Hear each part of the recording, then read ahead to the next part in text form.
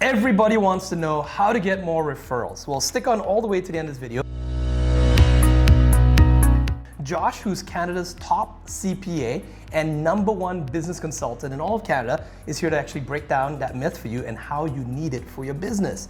You see, a lot of people out there, we don't have troubles convincing our clients about referrals, but sometimes we do have clients that say, hey, I'm gonna scale and build a business, but I don't have to talk to anyone and don't ask for any referrals at all.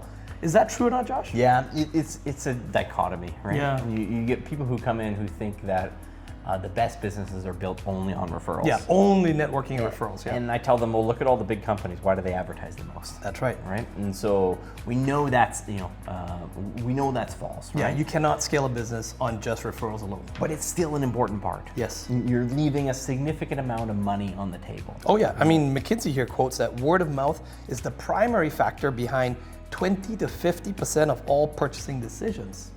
I mean, Harvard Business Review will go to say that you can spend up to the lifetime value of the customer to acquire a customer. That's right. If you're in any sort of business that can generate referrals. And when I first heard that, it seemed crazy. Okay, I can spend if each customer brings in $100 and on average they purchase twice and I make $50 off of each of them, right? And so the lifetime value is $200. That's right. Yeah. So my revenue at 100, my cost at 50, my gross margin at 50 times 2 for 2 years is 100, right? 100, yeah. And you would think, how much can I spend to acquire that customer?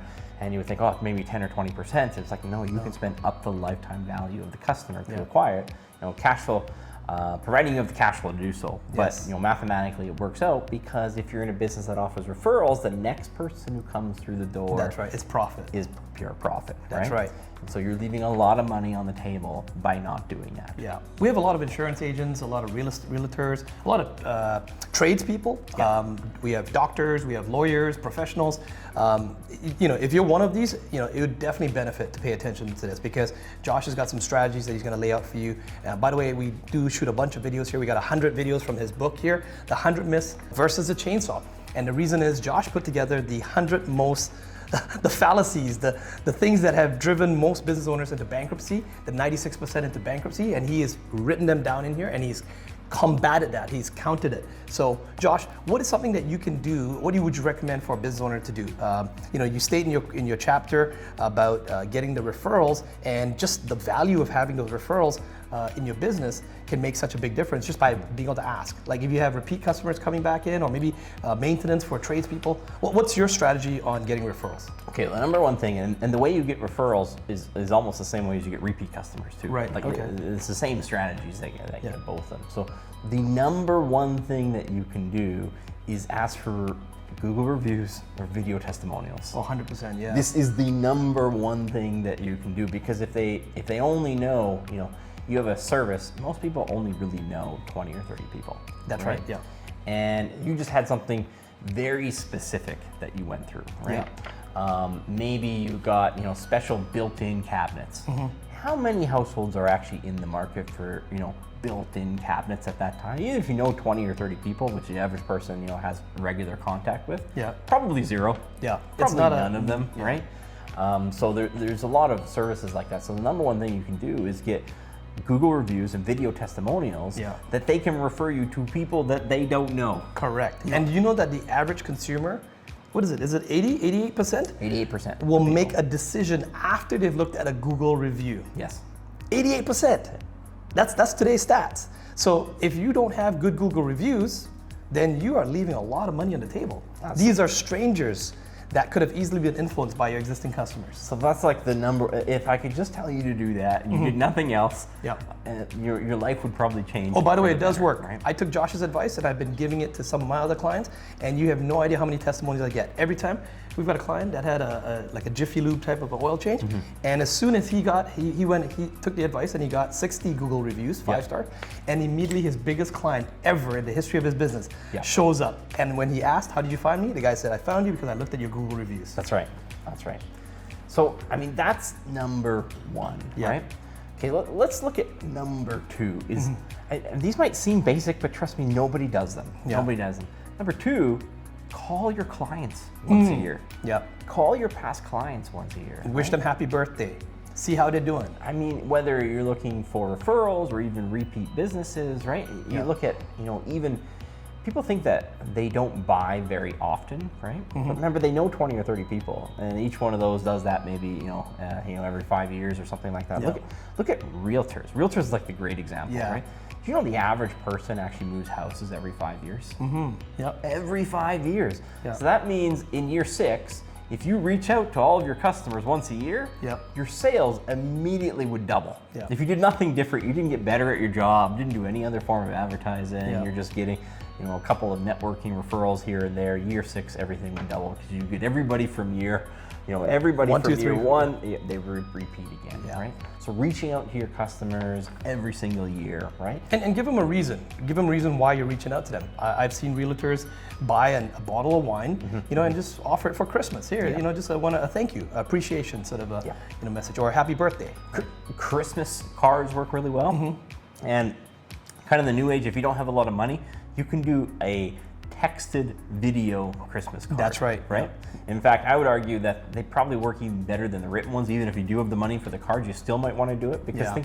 you can get all of the team members to introduce themselves to your clients. Yeah. You know what kind of personal touch that has? Yeah. Most people, they're just nameless, faceless companies. That's and right. all of a sudden, you attach every single name and face of your company to every single one of your customers in one text message blast at right. Christmas time.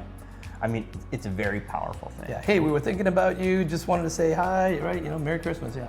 Then, I would look on, some businesses have warranty items. Yeah. This tip is more particular for high value businesses. Right? Yeah. So this might not be something that, you sell something for a couple $100. Yeah. If You you're- might be selling medical equipment or something like that, or Yeah. electrical equipment. You want to schedule your warranty as an appointment. Yep. Okay, and you can schedule this years in advance, just like learn it from the dentist. The dentists have learned that you can schedule appointments a year in advance. It's no big deal at Yeah. all, right? So they schedule it, and what happens is everybody else has a warranty. You have a scheduled inspection for that warranty. You're going to increase your warranty work by a little bit, okay? Yes. You will, because you'll find things, they'll draw attention to the process, but don't worry, whatever you do will be completely offset because that person, you talk about the trust you have at that point. They would be so grateful to you that you found something that the warranty covers, right, before it actually went out of warranty, and then they would have to pay out of pocket. So if it's enough of a margin in it, you can make a personalized visit to Yeah. do that, right? And that's how you're going to get more referrals, more repeat business, right? Now, last one, we've kind of touched on this in some other videos, is Yep. you have to increase the scope of your business, Yep. right? If you are a business with a very narrow service offering, Yep. right? It makes it difficult for them to buy from you again Yeah. because you only do one thing, right? Correct, yeah. Why can't you do 2 things, right? Yeah.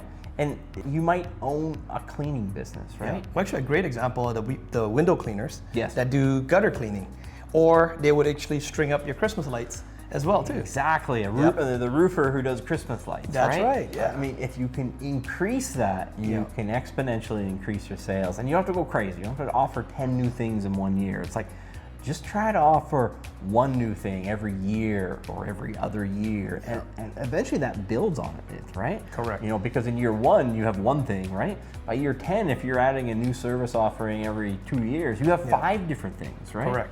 Let's say you have a neighbor. Let's say you had your windows cleaned, and your neighbors don't really like to get their windows cleaned. They don't care about it. But you put up Christmas lights. Well, guess what? Your neighbor goes, "Hey, who put up your Christmas lights? Because I don't like going up ladders." All of a sudden now you've got a new customer who knows? Maybe after he put up Christmas lights, he may change his mind and get his windows cleaned. Bonus, and maybe the bonus, as you said, that I thought of another one, right? Yep. Is if you're on any sort of on-site business, Yep. you want to have the vehicles marked. Yes. Okay. You want to have the vehicles marked. Ideally, if it's a multi-day job that you're doing, they're going to see the vehicles if you're there all Yes. day for a few days in a row. Okay. Then what you're going to do is you're going to start knocking 10 doors. Both up and down the street. Yep. Just 10 doors every single job, every single time. Hey, I was just working at Mrs. Smith's house. Yeah. Or we're just wondering if you wanted us to price out any Yeah. X, right? Yeah. The amount of trust that's built into that, as opposed to a cold door knock, That's where you're right. just knocking a door, they don't know who you are. And especially if they know the neighbor that you're working at. Yeah. That's right. They've just seen that. You clearly know Mrs. Smith. Mrs. Smith has now given you a referral. She doesn't even know it, right? That's right. She just let you into the house and let you put park the vehicle out in front, right? That's right. That will work. Because if they have any objections, now they're actually going to go back And rather than Mrs. Smith have to refer you, they're going to reach out to Mrs. Smith to see if they should deal business with you. Right? Well, some of the biggest companies, I mean, this success leaves clues, the biggest companies in the world, the painting companies, the 1-800 Got Junks. I know Brian Jessel personally himself. I know Brian Jessel, Brian Scudamore, and you know, he has his staff. It's a SOP. It's an operating procedure. It's something that they have to do. Their staff have to go and put flyers and knock on doors. You know, for every site that they go work at, they go up and down the street and they go knock on the doors because they're already there. Hey, we're picking up the garbage. We might as well pick up some garbage from your place too. Yeah. And so, you know, these are the things that we're just leaving money on the table. Right? Yeah. This is how you grow your business over time. Yeah. Because if you stay the same, like if you stay small, that's the biggest risk in business, right? Yes. Should you give, Josh, by the way, should you give your customers rewards for referring customers to you? What do you recommend for that? You can. Depends on the nature of the business, right?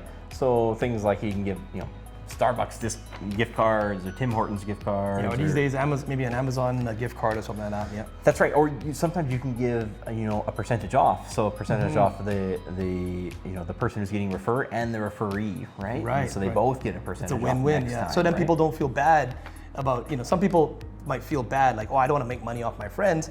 But hey, look, you're giving your friend a discount, and you're also getting a discount for yourself. Yeah, so there's a lot of ways, and you know, I think it's a referral program. It's actually one of the standard components we look at in our business plans if there's an opportunity to do a referral program. So Josh, in every one of these videos, by the way, you should check out some of the other videos up here in the playlist, by the way, and also you can pick up a copy of the book in the description below. Josh, you give advice, very specific advice to business owners every time they watch a video, which is why you should watch the next video. What should they do? If I have no referral program right now, what's step one?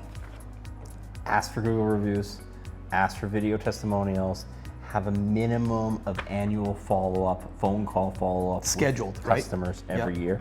And then you look at the, you know, the bonus ones, right? Yeah. Can you actually Add services. Yeah, can you actually add some services? You know, should there be a scheduled in-person checkup of something, right? Should we have a formal referral program in place? There you go. There you have it. If you found this video helpful, hit the subscribe button, comment in the comments below. Josh and myself personally go through those comments and we actually answer those questions. If it's a great comment, who knows, we might make another video and give you a shout out. We'll see you in the next video.